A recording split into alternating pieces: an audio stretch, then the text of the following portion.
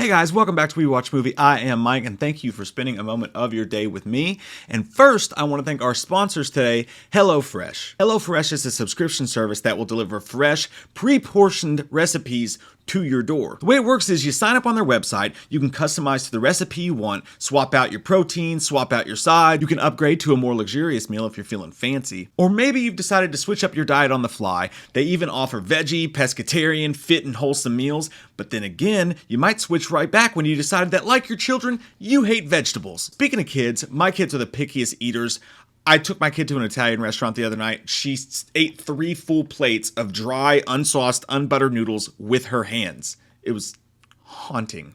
HelloFresh has kid-friendly recipes that are picky eater proof. But that's not my favorite part, Jim. No. HelloFresh has prices that smack inflation right in its mouth. They not only cut your grocery waste by 23%, and believe me, we be throwing stuff away all the time around here, but it is 72% cheaper than dining at a restaurant and paying $12 to watch your kid eat boxed noodles, and 72% cheaper than grocery shopping, according to a Zagat survey. I also really enjoy making the super simple recipes. I cook all the time, but I also have ADD, so when I'm done, my kitchen looks like it was being ran by the Warner Brothers corporate offices. This takes care of all that, and the recipes teach you easy ways to cook items that you never thought of that will stick with you. Okay, enough for me. Try it for yourself. Use my link or go to HelloFresh.com and use code POGHF6483 for 65% off plus free shipping on your first box. Once you click, my description will live update to count up the purchases. So check out HelloFresh in the link below today. So finally, guys, we get to talk about The Halloween Ends novelization by Paul Brad Logan. So how I'm going to do this book has so much in it, and I'm still working my way through it. This is going to be a several-part series. Now, I'm not going to do every chapter. Today, we're doing the first chapter because there's so much to dive into there. I don't know, maybe 2-3 videos total about this, just really getting deep into this stuff so we can take our time with it. I don't have to try to disperse all this information at once, and plus, I only read when I poop, so it's gonna take a while to get through the book. But this opening chapter, holy shit, man, just the first chapter. And again, these other videos, they're gonna cover giant swaths of the book. This one just feels so important though. This sets the tone. This alone would have just fixed so many people's problems with Halloween Ends. Now, spoiler alert, obviously, if you haven't seen Halloween Ends, this is just beautiful. And Paul Brad Logan was on the show. We're lucky enough to have him on the show, and he talked about this. If you guys haven't seen that interview, I'll put it at the end of this. It's amazing to hear him talk about this stuff. A really fucking sweet guy, awesome dude, and the stuff he says about this book, I think a lot of us were like, I gotta be getting that shit. I'm guessing there's an expansion on a lot of stuff in the book. Oh, Mike, you don't even know. It's half the book is extra material. Half the book is not in the movie. Oh shit, nice. Yeah, wow. It's really, I mean, I just wanted to write a book. I mean, I've written a couple of books, I've self-published them, 15 people have read them. But this one, I was like, I love novelizations, but I just want to write a book.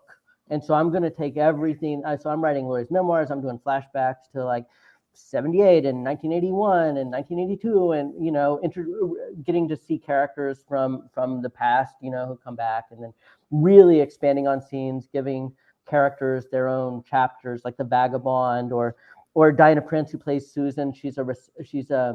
I think she thinks she's a receptionist at the radio station with Willie the kid, but she's actually the assistant station manager, and so she gets her own chapter. I mean, I only had 5 weeks to write it, and I would just lost my mind doing it. I put everything I could into it. It picks up right where Halloween Kills left off, and not where, mind you, the alternate ending left off with Laurie grabbing the knife and saying, "I'm coming to get you, Michael." But no, where the theatrical cut of the movie left off. It's Allison sitting with all the madness going on. She looks up, she sees her mom in the window. She looks back, her mom is gone. And as we know, Michael killed her mom because he's a fucking dick. The next thing she knows, she's sitting in the back of an ambulance, and all of a sudden someone comes running out of the house, and they're like, "They found another body upstairs." So obviously she has to know. Right then, they shut the ambulance doors on her. And there's an amazing line. I won't read much verbatim from it because you guys got to get it for yourself and check it out. But this line, it felt like it had to be had to be read verbatim because it's such a beautiful line. It says, all sound faded into a vacuum like hum. The sirens disappeared, the squawking bursts of walkie-talk disappeared, and the screams that reverberated around Haddonfield as more of Michael's violence was discovered disappeared. All that existed was the hum, and Allison existed inside it. I have to say his whole name because I don't know if it's just Paul or it's Paul Brad. So I'm just going to say Paul Brad Logan. His name reminds me of Paul Allen. He's got a wonderful bathroom to do coke in. Anyways, what were we talking about? Fuck me with a fork. Allison, he told us about this line. And it's such a beautiful line, man, because it explains her so well and her attitude through Halloween Ends. It's sort of one of my favorite characters in this. She's my favorite character in this trilogy. Yes, I always wanted like a big sister. So she's sort of like, I mean, I'm much older than her, so she's like my big little sister.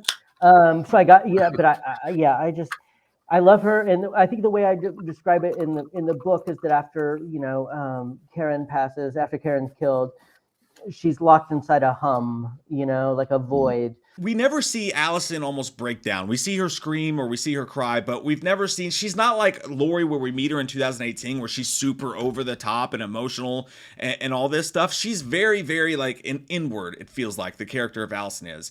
And as we talked about, that's partly due to the amazing acting of Andi Matichak. She's amazing in all three of these films. The way that she carries that grief but isn't like overdoing it, but you can still feel it there. It's not like she's like, oh, my parents are dead. No, you feel it just in the subtleties of her performance. I just thought that was a beautiful way to explain her and what she was going through and why she seems like she's not despondent when we meet up with her in this film, but she's just distant. There's just something going on there, almost like that is her whole world. And I think, again, that's why she connects with Corey so easily. A lot of people had trouble with that relationship. I didn't, because two people have been through a fuckload of shit in their personal lives, it's very easy for them to connect and connect fast. And sometimes it can be a problem. Obviously, here it was. Someone ended up stabbed in the neck. Plus, they each knew of each other's stories because it had been publicized, right? So that's how, when they found each other, it's like they already knew each other. Like, this is another broken person that I can be broken around, and I don't have to, that whole thing. I think you guys get where I'm going with this. I'm going to stop pissing down your leg or barking up your tree or sucking your, let's just stop with the euphemisms. But that was a great line then, and then we move on to a scene that Halloween Ends needed so desperately. And don't forget, I like the movie. I give it a 7.5. I know people have been eating my ass about it all week, but the characters of Hugo and Ozzy are introduced to us. They are two garbage men on a garbage route the morning after all the crazy deaths of Halloween Kills, and they paint such a good picture in this scene, amongst the other things they do that Halloween Ends needed, of the panic about Haddonfield. This is one of those movies, The Perfect Storm. I love movies that show the neighborhood tension or the city tension and really put you in that vibe of everybody being on edge. Stephen King's The Perfect Storm. Is it The Perfect Storm? Storm of the Century. Not the one where everyone dies on a boat, spoiler alert. But Storm of the Century, I won't watch that. Why would you want to watch that and just be sad at the fucking end? I don't want to see Mark Wahlberg and George Clooney die on a boat. The fucking family's at home waiting on them. Storm of the Century, Scream did a good job of that. When after Casey Becker's death, they pan on the school and the sirens and the news is all out there. They do a great job of this here because his wife's talking to him and she's like, I don't want you to go in today, baby. Nobody should be out there right now. And even his buddy Hugo was like, no, she's right. We should not be out here right now while that masked guy's on the loose. And there's cops everywhere and there's all this crazy shit going on. The panic has entered people. Ozzy himself, who's this big dude garbage truck driver, he's not eating very well right now, as the book says, but he's still flexing his bicep and acting tough for his lady. After that discussion, he thinks he sees something, and he grabs a screwdriver and a tape dispenser, and he goes outside to try to see what it was, and it's just like this cat, and he like falls down and hurts himself and all this shit, thinking that it was Michael Myers in there. And there's a funny line. He's like, man, what are you doing? He's like, even if that is Michael Myers in your shed, you think you're going to take him down with a screwdriver and a tape dispenser? Get your ass inside. But it shows how just on edge everybody in town is, because we've just witnessed possibly what looks like something supernatural, depending on how you look at it, when someone takes the heat that he took and then puts the heat back on people the way he did it in the heat of the night. In the heat of the night, who does the things that he did, you would be on edge too. And they really paint that picture well. We'll get to the good stuff now. They are on their route. They're talking about Michael Myers. They make a stop right there, slumped against a chain link fence, I think it was, is Michael Myers. And it says the mask looks like fucked up and pale in the sunlight. It looks even like stranger. But he's slumped over, just sitting here behind this trash. So he gets back in the truck and as he's screaming, he's like, that's Michael Myers out there. They look. No body there. There's nobody there. So his friend doesn't believe him. He gets out of the truck. He disappears. The guy doesn't know where he is. He's freaking out. So he goes back around the back of the dump truck. He grabs a garbage picker. It's like one of those. It's like a big, like, sharp rod that you pick up garbage with. Then he hears a drip drip. He turns around and he sees his friend shoved into the back loader of the garbage truck. Guts ripped open, and the dude had pepper spray when he went around. He's like, don't worry about me, I got pepper spray. This pepper spray was lodged into his fucking throat, breaking his jaw and breaking his trachea, shoved inside of his fucking throat, and his eyes were even red from the pepper spray going off. Just, fuck, man, I want to see what Chris Nelson would have done with that, because you know, nobody could say anything, and at least nobody has, and I wouldn't agree with them if they did. All three of these films, the special effects on the kills have been fucking top goddamn notch, Jim John Jones. They've been top fucking notch. They've been amazing. So that I just know would have been fucking awesome. Especially what you saw, what he did with the jangly jaw man at the gas station clerk in 2018, where he's just sitting there like a fucking pumpkin. And it's so Michael Myers. It's so Halloween to find it that way. He turns around the side of the truck and bumps right into Michael. And Michael doesn't make a move at him. He just stands there and looks at him. The guy screams no and jabs Michael in the neck with the metal picker.